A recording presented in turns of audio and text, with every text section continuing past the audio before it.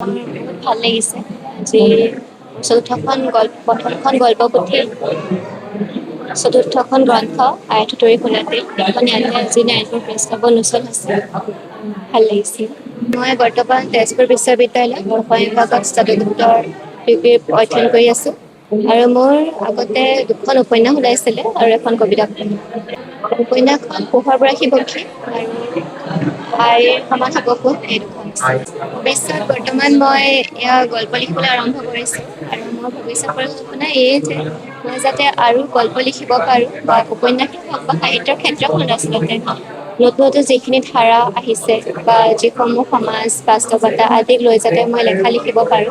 হয়, নাৰায়ণপুৰ প্ৰেছ ক্লাবত আকাংক্ষা তামুলীৰ নৱতম গ্ৰন্থ আই থুতৰিৰ কলা তিল উন্মোচন কৰিলোঁ। এই অনুষ্ঠানটোত উপস্থিত থাকি মোৰ খুব ভাল লাগিছে। আকাংক্ষা এগৰাকী এই সময়ৰ অতি প্ৰতিশ্ৰুতি সম্পন্ন আৰু তৰুণ শক্তিশালী গল্পকাৰ বুলি আমি অনুভৱ কৰিছোঁ। তেওঁ এই গল্পকেইটাৰ মাজেৰে মানুহৰ জীৱনৰ জগতৰ বহুত সূক্ষ্ম ৰহস্যক উদঘাটন কৰিবলৈ যত্ন কৰিছে। কেইবাটাও গল্পতেই মানুহৰ মনস্তত্বৰ লগত তেওঁ তুলি ধৰিবলৈ যত্ন কৰিছে। নাৰীকেন্দ্ৰিক নাৰী বিষয়ৰ গল্প তেওঁ লিখিছে।